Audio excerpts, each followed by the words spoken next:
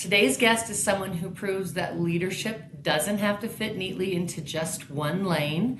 Lisa Kelly is a business strategist. She's a community builder and a growth leader who has spent her career helping organizations expand, connect, and think bigger. She's worked at the forefront of construction technology, helping companies grow partnerships, launch new initiatives, and bring innovative ideas to market. Lisa previously served as Vice President of New Business at EarthCam, where she helped drive major growth through partnerships with companies like Procore, Autodesk, and Salesforce. Today, she runs her own consultancy, advising companies around the world on marketing, sales, and growth strategy. She's also the executive director of the U.S. Women's Rugby Foundation, where she's helping support and elevate women in sport. Amazing. Blending her passion for community with her experience building high-impact networks. And fun fact, Lisa and I actually met many years ago when we were working at competing construction tech companies. So that's fun. We'll talk about that in our story. She was working for the Goliath and I was working for the David. So we were both navigating the same industry, the same customers, and the same challenge of getting new tech adopted on construction sites, which is not always the easiest thing to do. But somewhere along the way, when what started as friendly competition, heated rivalry turned into real respect and eventually friendship. So today I am so excited to welcome Lisa to the podcast. Thank Yay! you. Thank you for coming on. I mean, I'm so I excited had for so many everything that you're doing. congratulations. Like, yeah, I'm excited for everything that you're, kicking off on your own. I mean, stepping away from something that was working well for you to be able to do this. And then I was so excited when you reached out because, yeah, behind every, rivalry is probably more in common. So I love where we're at. I feel like we're like a success story for business, women collab. And so I'm really happy to be here. Yay, thank you. I could not agree more. And I just think it just reiterates what I am constantly feeling and telling other women is, I think a lot of times in business and in life, we are like, women are pitted against each other. And it's like, it's total bullshit. It's not real. Hmm. And again, most of the time we do have so much more in common than we do have different. Hmm. And so I'm really excited to be here to celebrate you, to talk to you, to hear all the amazing things you're doing. I always start out with, before we dive into all the, whatever nitty gritty, before we go into the construction tech and the rugby and the consulting and everything else you've built, I always like to start at who were you before all of this? What was younger Lisa like? Little Lisa Kelly. I was saying to somebody the other day, I actually dropped it in a chat with a group of friends that I went to like junior high and high school with, and I was like, what would somebody be surprised to find out about me? And I was a huge nerd. I was a huge nerd growing up. I read out every library like within like a 20-mile radius of my parents. Like they would have to bring me to a new library to see if they had like different books. I read constantly. I read at the dinner table, in the car, in trees. Like I was just insatiable when it came to getting information. And I also, for like, and I'm just feel lucky for this, never thought I was different. Like, I thought everybody was like unique and being very unique. So when other people started kind of following each other, it didn't occur to me to follow anybody else. I did silly things like I remember calling it like unofficial cow person day instead of it being cowboy or cowgirl and like just dressed in like, like a hat and like a little Amazing. vest. I found in like sixth grade and I thought it was hilarious, and when other people didn't, it didn't bother me. I thought like that's too bad for them that they don't Right. What's think wrong with you? this. Yeah. What's wrong with you? You don't think this is Yeah, amazing? what you didn't like, I've always been like that. Like I've always been that person. The thing that they said though is that I was super organized. I had a Franklin planner as a kid. And I would save my money and get that like a new one, like a refill every year. I still have it somewhere on like boxes in my parents' house, but I was so organized. I mean, I was You were scheduled my days to like the minute, like a complete geek. Yeah. Yeah. you were a trailblazer before you knew you were a trailblazer, and you I were was a you little were teeny a tiny CEO business before woman. you knew you were. Yeah. Yeah. So I was a little nerd, but And I always just did my own thing and I never thought anything of it. And I was like, my parents didn't think anything of it either. They're not particularly, they're very like an accountant and an art teacher. They're not, it's very middle class, Midwestern. But yeah, I didn't hear a lot of noises that tried to crowd into what I felt like doing. And I feel just really lucky about that. And I would love to give that to everybody else. Yeah. Yeah, I think we'd have a lot of more, a lot more kids that would be free to be who they are if that was how they all felt. That Yeah. they weren't thinking about, gosh, what is everybody else thinking all the time? Yeah. Yeah. What does everybody think of this? Yeah. I mentioned it earlier. Obviously, you and I first met when we were technically on the opposite sides of the field, competing companies, same customers, same construction sites. Hmm. What do you remember about your early days when you first started working in construction tech and trying to get people on job sites to adopt something new? What would like coming from your previous career? What was your impression of the industry coming in when you did? Well, for me, it was really interesting because I was at Verizon Wireless and I started at Verizon pre Palm Trio and BlackBerry. They were just coming in. So I started my sales career selling what people thought was a nice to have and trying to tell them it was a must have. People were like, why do I care if I have my email when I'm waiting in the dentist's office? Now people like lose their phone and the whole day is ruined. So all of my sales has been about taking something that people are unfamiliar with and turning it into something that they feel like they can't live without. So when I closed Suffolk Construction, it was a long process. I was trying to unseat Nextel's push to talk to tell you how many years ago it was. And I spent a whole year courting them in Boston, which is where I was living then. And they decided to stick with Nextel, but they rebid it the next year and we won the contract. And not only did we win it, part of their negotiation was to say that 10% off could go to all of their subs and suppliers. So all of a sudden, one deal turned into like 80 companies calling me to find out more information, and I was like, "What is this magical industry?" Where, and so I started to learn about construction, and I knew nothing of it. I hadn't grown up in it. Never occurred to me to walk on a job site, and we were very conservative at Verizon. We had to wear black or navy suits all the time, and the first job site I showed up at like that, they thought I was auditing them. So even though I wasn't, they didn't feel very good about looking at I'd made a terrible first Right. impression. So I went back to management and I said, we have to do things differently here. We have to learn who the decision makers are. They don't sit in an office, they don't this and that. So I just immersed myself in it and then immediately loved it. I was like, this is a collaborative industry. It's a no bullshit industry. I mean, there's a lot of, whatever. But I mean, it's also a lot of people will just tell you like it is. If they're dissatisfied, they will say it. If they need something else, they will say it.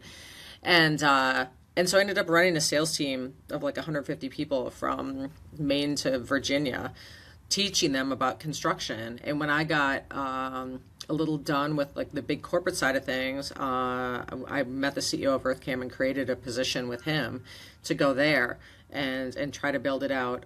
But my first impression of construction overall was this is amazing. And I still feel today like why aren't more people thinking about going into this industry? People in marketing, people in HR, people in IT, the trades, all of the places they could go. You get these tangible results. You fly into a city and you're like, I worked on that. Architecture is different in every single location. Building a shoe store is so different than a grocery store because of the infrastructure.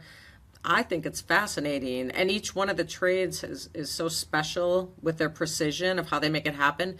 We are surrounded by things. I'm on a second floor right now. I never think about the building falling down. Nobody ever thinks about how construction happens. Not nobody, but a Right. lot of people. People don't think about it, and and I'm just kind of like in love with the industry and advocating for it. So it's I think it's one of the greatest vertical markets that exists out there, and I would love more people to know about it. So as soon as I learned about it, I haven't looked back and I've wanted to stay a part of it. I think it's really a cool community too. Like I think you're right. A lot of people don't think they think, oh, I'm not an electrician, so I can't go into construction. But it's like there's so much more beyond just even the little trades, even the subs. There's so much more beyond that, like you said, with marketing or HR, or there's so many levels to it, and it really is such a good community and a tight community. It feels like a community that is trying to take care of each other and desperately needs people. Yes. So I felt the same way. Learning about the construction industry in the beginning of my career and then coming back to it was just like it was like almost like coming home, because you get these connections back, and it's like they don't ever go away. They're Yeah. always there. Yeah. The one of the things you talked about, or you talk about all the time, and what you shared in your whip story, and we'll get to that later, but is how being your authentic self actually gets the best results. Was there a moment in your career when you realized that trying to fit in to someone else's mold wasn't going to work, or maybe, like you said, as a kid you didn't see that, so maybe that authenticity was always your strength? Or Mhm. but more, was there an actual moment when you really, the light bulb came on? I think it's been more in recent years when I've been able to actually formulate it as like a concrete thought.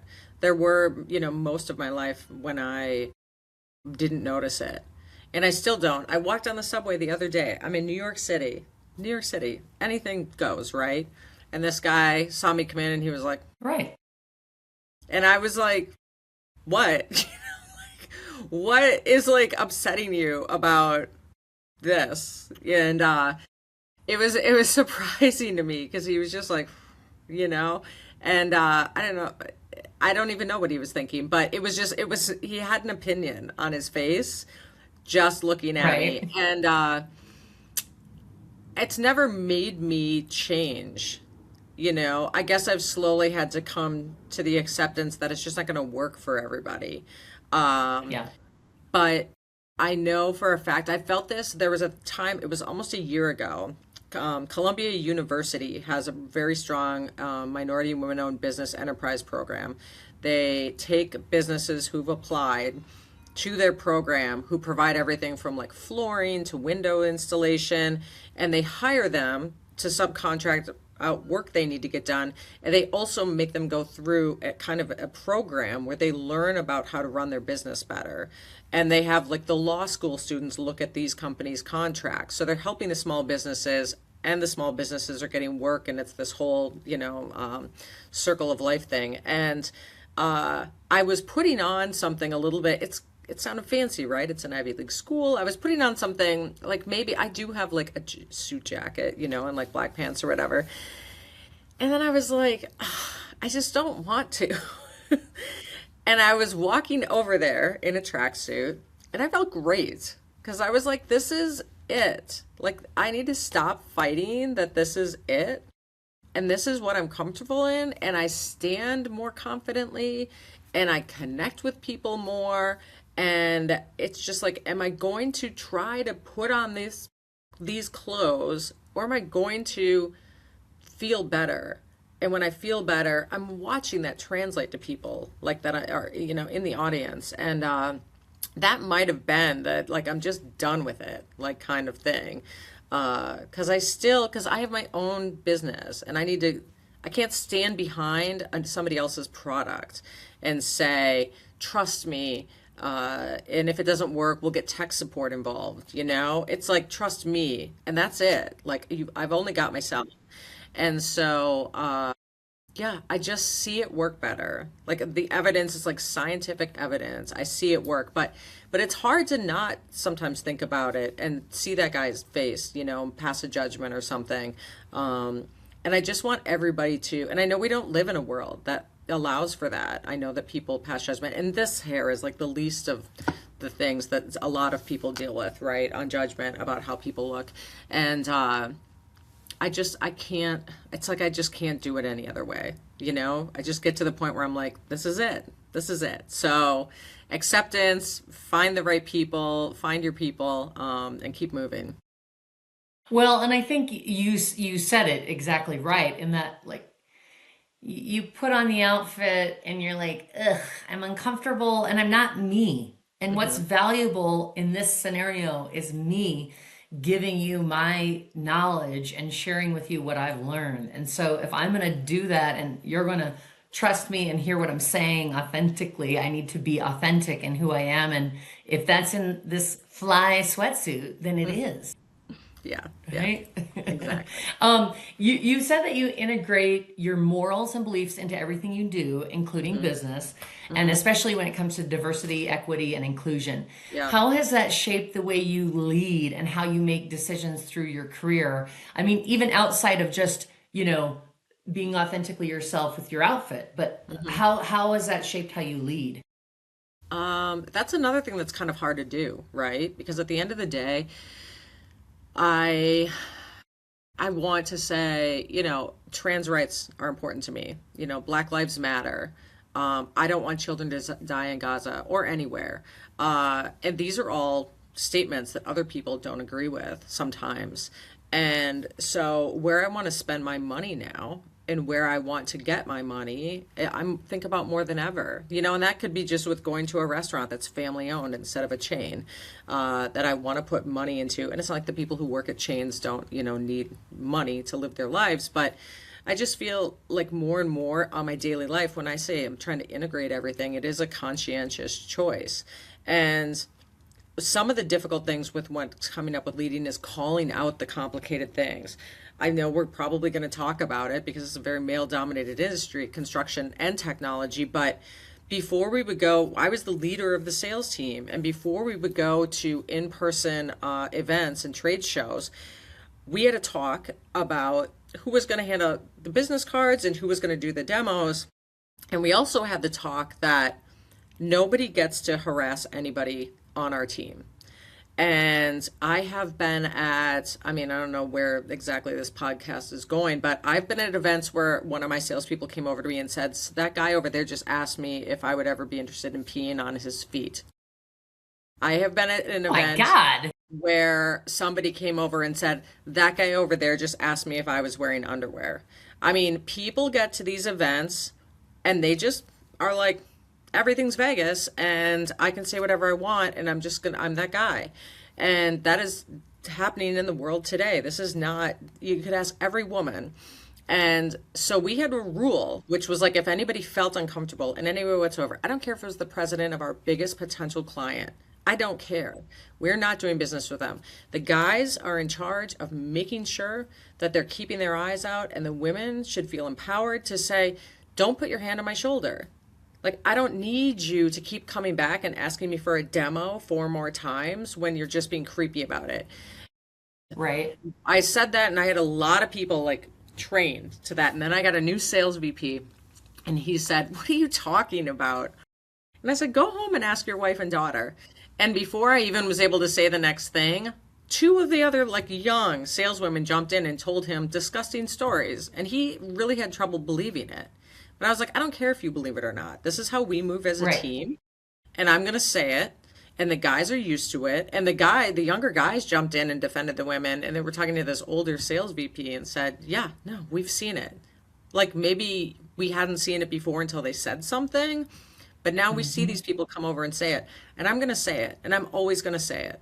And as a leader, I need to make it safe for the women or anybody who feels in any way harassed. It could be a guy hitting on another guy. Like it doesn't really matter. But like we're at work.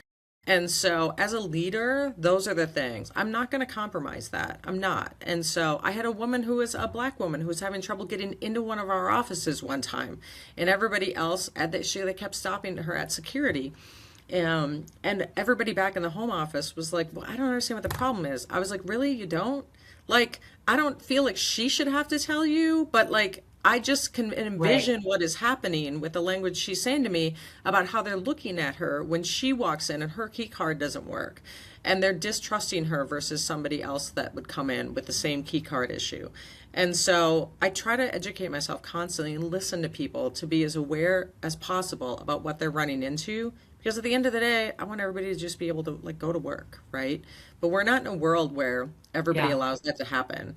And so as much as possible, I try to learn about what other people are experiencing, and I'm going to call out that bullshit. Like, I'm just not doing it. And I see a lot of people as we get older, we're all like done with it. But I feel like I've been Yeah. enough to be old. Yeah, we're like really like, yeah, let's go. Um, but I want to give that, I I want to think create there's that space. Yeah. I think there's a ton of women specifically.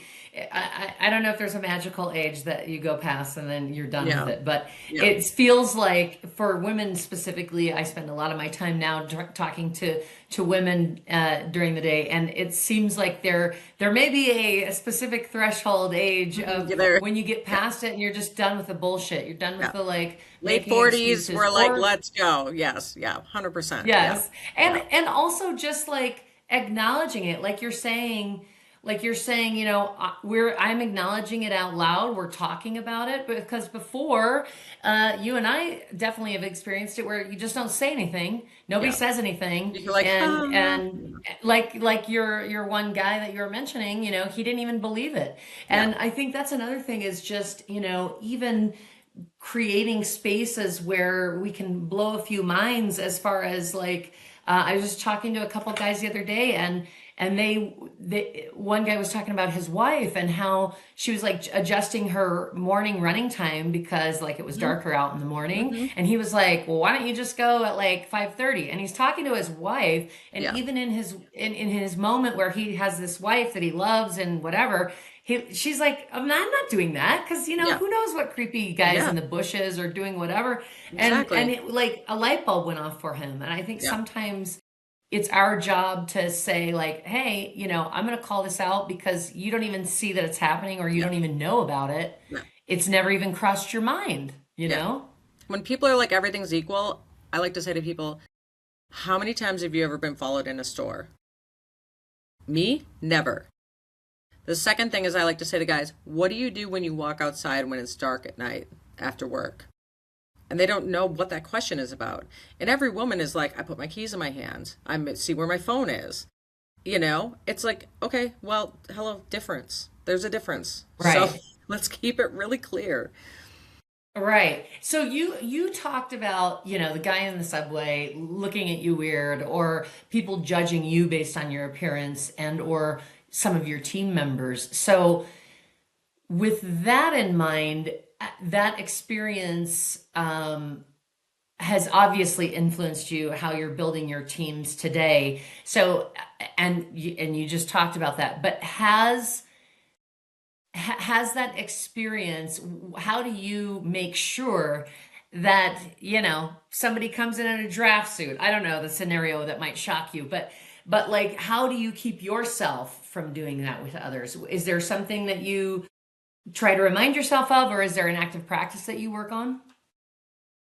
I mean, I do feel like I was like built a little bit differently, you know, and I don't notice stuff. I also won't notice if you've got a nice haircut and you are like, don't you, you know, can't you see I cut 5 inches off my hair? I'm like, no, I didn't notice. Like, you know, You're so like, oh, you still have a head. yeah, Yay. yeah. Yeah. I'm like, you're talking to me, like, you know, whatever. So like there may be a little bit of that stuff that doesn't really like click with me. I mean, it is like a daily practice, you know. I am also a person who comes in like this, like all the time, right? I feel very familiar with people because I love people. And so I forget, like, I need to come in a little bit slower sometimes because everybody's not, you know, at the energy that I'm at. But I do think that I don't notice it as much. Another thing that I've noticed, and that's just about knowing ourselves, is realizing what I do notice versus what other people notice. I believe everybody can be great. I just do. And so when I would hire somebody and then they would make a mistake, that wasn't a big deal. But then if it didn't change, I was confused because I was like, but you can do better because that's what I believe. And it didn't occur to me that other people were thinking that they failed and they were stuck in the failure because I don't think like that. I don't get mired down in, which is why we're in sales, right? Like 10,000 people say no, and the one person says yes, and we have a little dance party. Like, you know, I just really think it's like their loss if they, you know, didn't say yes. I don't know, whatever, like move on. So it took me a long time to figure out in management that when other people were not getting better, it wasn't because they didn't want to be better, it's because they didn't think that they could be. And I always thought they could be. And we were having like a very different experience then. You know, I was confused. Like, but you're You're like, great. what do you mean? Yeah, You're I'm like, like, you're shake it off. great. Yeah, you're great. Just be great, you know? And they were going through whatever self-doubt and whatever, other things they were going through. So I had to realize that was different than what other people were experiencing. Their experience of themselves was very different in my experience of themselves. And that also probably goes with like how people look at people. I don't look at people that way, but I do have to understand that other people do, and then figure out where we can meet to actually come together and solve problems. How have you helped coach people through that, through, feeling like, oh my God, I failed and I'm done with, but Hmm. also how have you coached through people through not maybe necessarily reacting immediately to their instinct of like, oh, that chick has pink hair or whatever scenario. Like Yeah, how yeah, the two things of getting them out of being stuck, but also yeah, relating to your team like, hey, we're not doing this, yeah. because it happens all the Yeah. time. Yeah. I think that, I mean, it does that. It takes time. I mean, it facilitates one-on-one conversations and peeling it back. I absorb a lot of information, and something that's been kind of out there, that's floated around and pops up every once in a while is that people who win the lottery oftentimes blow through it. And if it's like if you're not born with money or raised with money, you're not used to having money. So you don't know like the practical ways of how to keep it and save it and grow it, but B, you also just think this isn't me, and so I shouldn't have it, and there's something, so then you're just getting rid of it and blowing it and doing whatever, and then when it's gone you're like, see, like I said it was going to happen, and it didn't last. And I had a sales guy one time who was always in second place, and it was just assumed that the other guy was always going to be in first place, but the second place guy was getting better and better and even beat the other guy. But he was like, but that's not me, that's him, he's like the number one guy. And I'm like, but why can't you be the number one guy? And he just didn't. He was older than me, he thought he'd also settled into that other guy wears suits and I'm the blue collar salesperson, and that other guy, has a higher education and I was this, and he just settled right into his role. I mean, I obviously selfishly wanted him to sell more because I needed the team to do better. So if my job as a manager is to get him up there, I have to figure out why. And the why was that it never occurred to him to be number one, and we had to have that conversation, and all the stories he was telling himself was like, that looks like a number one guy and I look like a number two guy. um, but it was figuring that out, and then it's like all you can do, it still is up to that person to actually do the work. Yeah, I think we are our own worst enemy most of the time. It's like everybody has so much possibility, but it's like we end up getting in our own way oftentimes. You've spent years helping companies grow partnerships and bring new ideas to market. What do you think actually makes a business successful? Like especially for the companies that might feel like the underdog. Is there something that you think is like, oh man, that like I can tell that company is going to win? you know It's a combination of things, but what I've really been focusing on while I've been doing my own thing was, I had the fortune at EarthCam of trying a lot of different things. I was given, a lot of, space to be able to try different things to just grow the company. And it had to do with putting our visual information in more places. I realized that when people logged into the EarthCam software, it was the people who bought it and then maybe trained a couple of their coworkers. But when people logged into Procore, it was their finance people, it was their subcontractors, it was the whole ecosystem, right? It was people looking at time cards, also people looking at like materials being delivered, also people looking at BIM. So it was just broadening the audience.